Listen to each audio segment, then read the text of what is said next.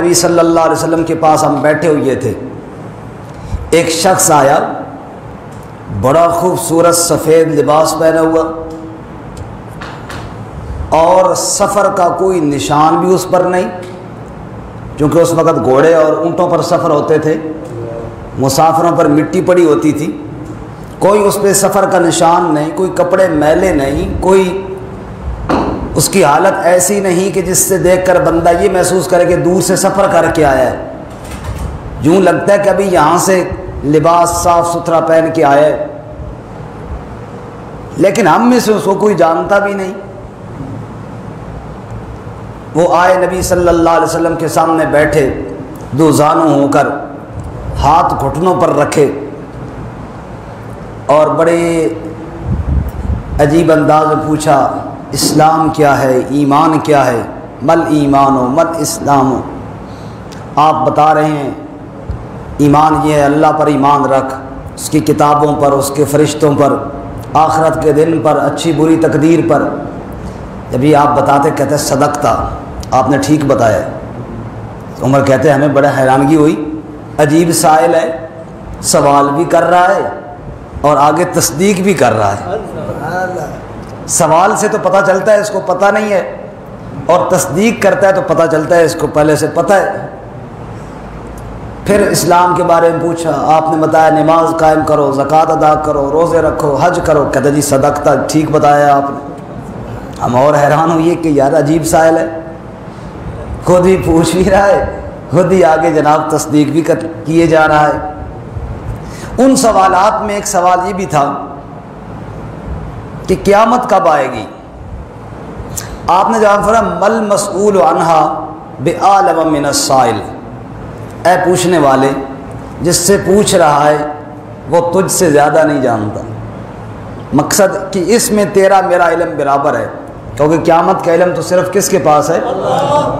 قرآن میں بھی ہے یسألونک عن الساعۃ ایان مرساہا فیما انت من ذکراہا الی ربک منتہاہا۔ آپ سے پوچھتے ہیں قیامت کے بارے میں، آپ کا اس کے ذکر سے کیا تعلق ہے؟ اس کا علم تو رب کے پاس ہے۔ تو آپ نے فرمایا اے سائل یہ نہ پوچھ، یہ تیرا میرا علم برابر ہے، سائل اور مسئول عنہا جس سے پوچھا گیا ہے دونوں برابر ہیں۔ انہوں نے کہا اچھا پھر مجھے کوئی نشانیاں تو بتا دیں۔ آپ نے ان نشانی میں ایک نشانی یہ بھی ارشاد فرمائی، ان تلد الامۃ ربتہا، کہ باندی اپنے مالک کو جنے گی۔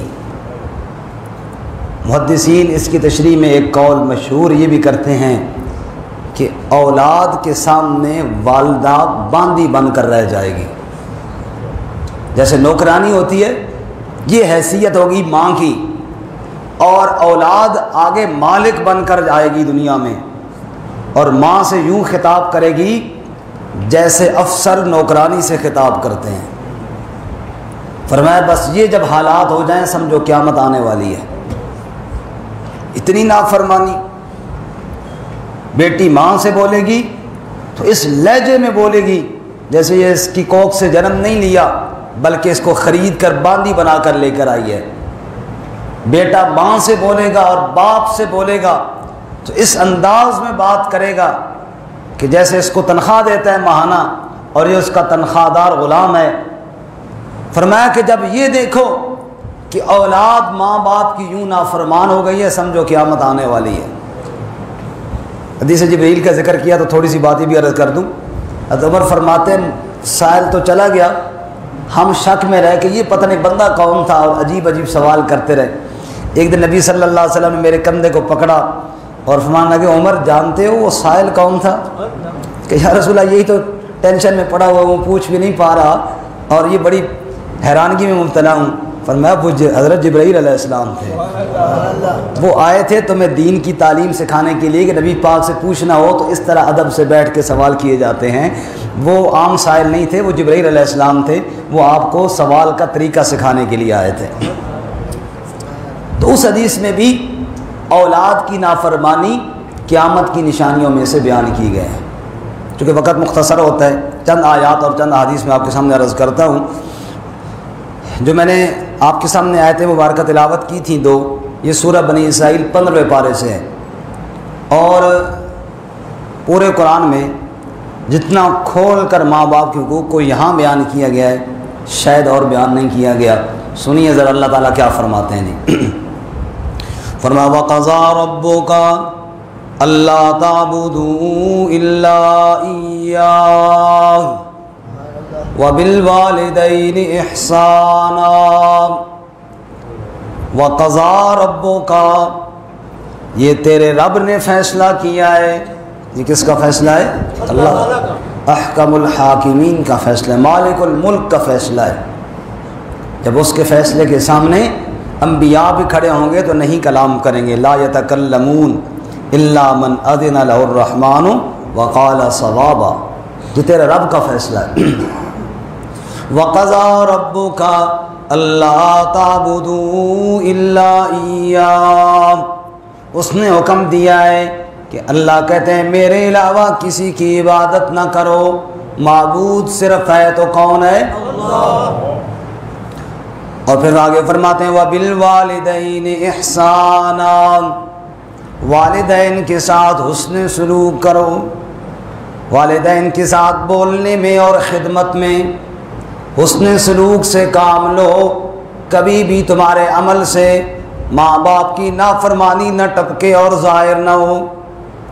آگے اللہ کریم فرماتے ہیں اما یبلغن عندک الکبر احدہما او کلاہما، ماں باپ کی ہر حال میں خدمت کر، ماں باپ کے ساتھ حسن سلوک سے پیش آ، لیکن بالخصوص جب تیرے ماں باپ بڑھاپے کو پہنچ جائیں، احدہما او کلاہما، دونوں تیرے سامنے ہو یا دونوں میں ایک موجود ہو، بوڑھے ماں باپ جب ہو جائیں تو اللہ کریم نے عجیب جملہ ارشاد فرمایا، فرماتے ہیں فَلَا تَقُلْ لَهُمَا اُفٍّ، ماں باپ کے سامنے اف کا کلمہ بھی تو نے نہیں کہنا۔ حضرت عبداللہ ابن عباس رسول اللہ صلی اللہ علیہ وسلم کے چچا عباس کے بیٹے، تفسیر کے اندر اللہ نے جو مقام ان کو عطا فرمایا یہ اور کسی کو نہیں۔ عبداللہ ابن عباس سے پوچھا گیا اے تفسیر کے امام، اے نبی کے چچا کے بیٹے، یہ جو اللہ کریم قرآن میں کہتے ہیں فلا تقل لہما اف، ماں باپ کے سامنے اف کا کلمہ بھی نہ کہو، اس اف سے کیا مراد ہے؟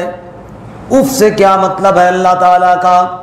عبداللہ ابن عباس نے جواب میں فرمایا اللہ کے بندے، جب تیرے ماں باپ بڑھاپے کو پہنچ جائیں اور بیماری کی وجہ سے اور بڑھاپے اور ضعف کی وجہ سے اتنے عاجز اور بے بس ہو جائیں کہ اپنا پیشاب بھی نہ سنبھال پائیں، کبھی کپڑوں پر اور کبھی بستر پر خطا ہو جائے، تو تیری ذمہ داری ہے اس کو صاف کرنا، تیری ذمہ داری ہے اس خدمت کو پورا کرنا، اور اس خدمت کو بجا لاتے ہوئے اگر تیرے دل میں نفرت اور تیرے دل میں اف آ جائے، اللہ کریم کو یہ نفرت والی بھی پسند نہیں ہے۔ اللہ فرماتے ہیں فلا تقل لہما اف، اگر بوڑھے ماں باپ کی یوں خدمت تجھے کرنی پڑے کہ ان کے پیشاب کو بھی تجھے صاف کرنا پڑے، نفرت اور حقارت کے ساتھ نہ کرنا بلکہ خدمت اور محبت کے جذبے کے ساتھ کرنا۔ یہ ہے اللہ تعالیٰ کا حکم۔ اور آگے اللہ کریم فرماتے ہیں وَلَا تَنْهَرْهُمَا، اور کبھی بھول کر بھی جھڑکنا نہیں، ماں باپ کو چھڑکنا نہیں ہے، سختی کے ساتھ کلام نہیں کرنا۔ علقمہ کا واقعہ حرف آخر ہے اس بارے میں۔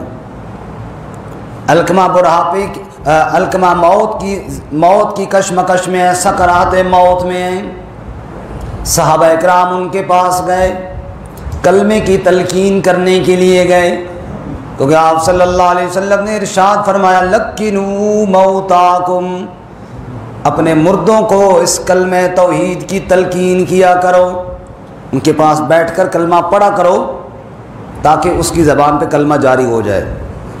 یہ نہ کہا کرو کہ کلمہ پڑھ مرنے والے کو، بلکہ اس کے سامنے پڑھا کرو تاکہ سنے اور اسے بھی یاد آ جائے۔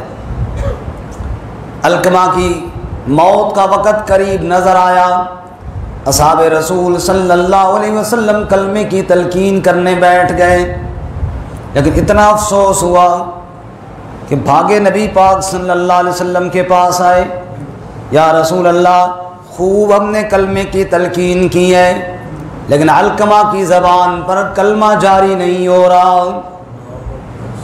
آج تو سینکڑوں میں کوئی ایک کلمہ پڑھتا ہے، بڑی خبر مشہور ہو جاتی ہے جی موت کے وقت اس نے کلمہ پڑھا تھا۔ صحابہ کرام تو سارے کلمہ پڑھتے ہوئے جاتے تھے، وہاں اگر کسی کی زبان پہ کلمہ جاری نہ ہوتا تو پریشان ہو جاتے۔ نبی صلی اللہ علیہ وسلم کے پاس آ کر شکایت کی، آپ نے ارشاد فرمایا علقمہ کے ماں باپ زندہ ہیں یا فوت ہو گئے؟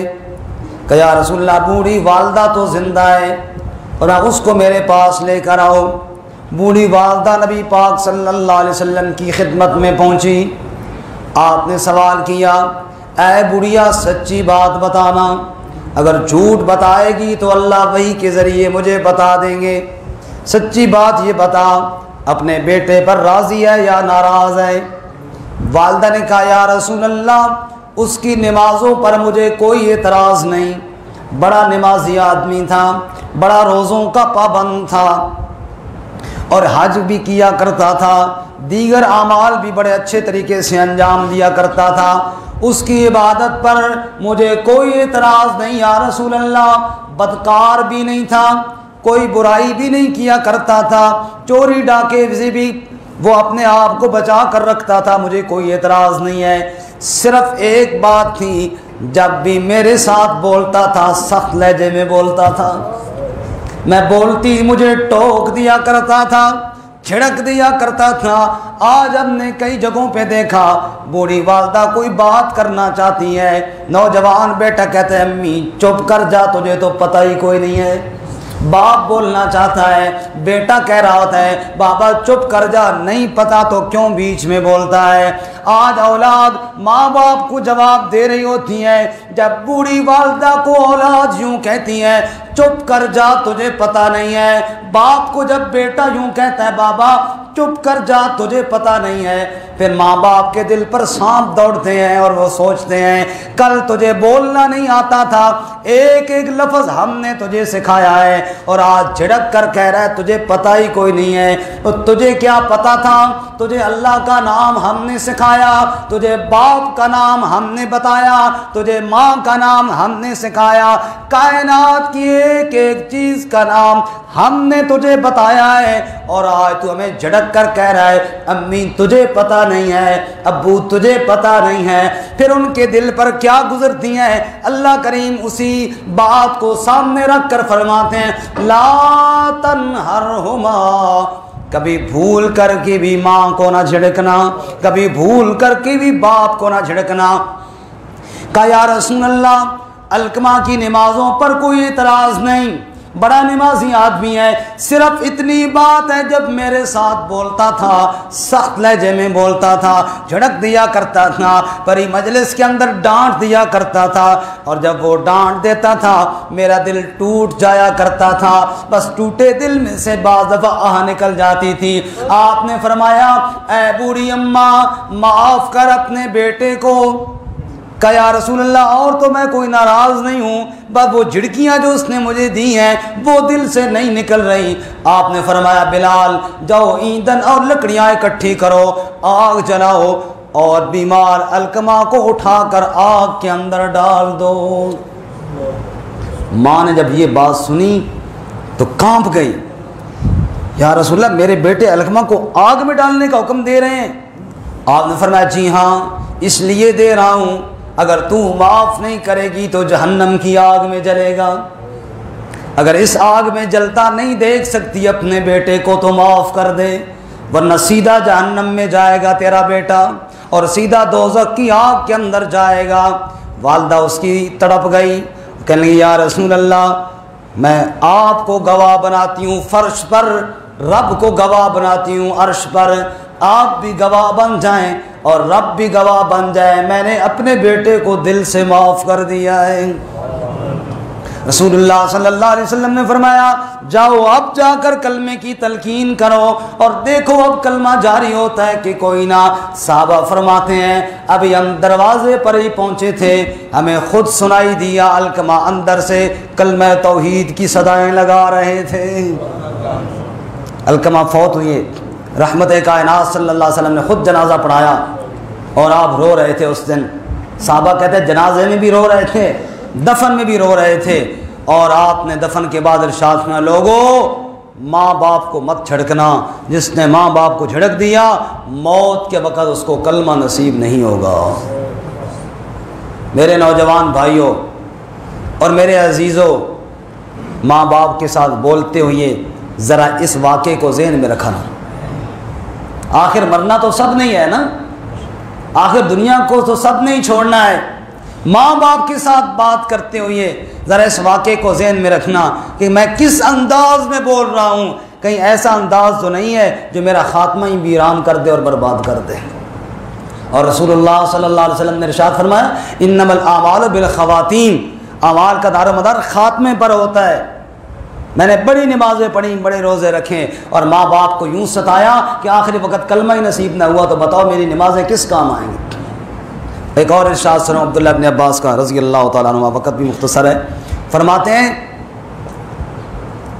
6 چیزیں ہیں جن کو اللہ نے 2 کر کے جوڑ دیا ہے، اور ان 6 کو اللہ نے 3 بنا دیا ہے۔ یعنی ہیں تو 6 چیزیں لیکن 2 ایسی آپس میں جڑی ہوئی ہیں کہ ان کو اللہ تعالیٰ نے 2 کو گویا کہ 1 بنایا، تو 6 کی کتنی بن گئیں؟ 3۔ نمبر 1 فرماتے ہیں اطیعوا اللہ و اطیعوا الرسول۔ اطیعوا اللہ، بولتے نہیں ہیں سارے ساتھ، اطیعوا اللہ و اطیعوا الرسول۔ اب یہ 2 الگ چیزیں ہیں، اللہ کی اطاعت اور رسول اللہ صلی اللہ علیہ وسلم کی اطاعت۔ تو فرماتے ہیں ان 2 کو اللہ نے ایسا جوڑا ہے کہ من یطع الرسول فقد اطاع اللہ، ان کو ایک اللہ نے کر دیا ہے، الگ الگ نہیں رہی۔ بندہ کہے کہ میں اللہ کی اطاعت کرتا ہوں، نبی پاک کی نہیں کرتا، نبی پاک کی کرتا ہوں، اللہ کی نہیں کرتا، نہ، یہ ایک چیز ہے، ان کو اللہ نے جوڑ دیا ہے۔ اور نمبر 2 فرماتے ہیں اقیموا الصلاۃ وآتوا الزکوٰۃ۔ ایک بدنی عبادت ہے نماز، اور ایک زکوٰۃ ہے وہ مالی عبادت ہے۔ یہ 2 الگ الگ چیزیں تھیں، اللہ نے ان کو بھی ایسا جوڑا، قرآن میں جا بجا اللہ نے اکٹھا ہی بیان کیا ان کو۔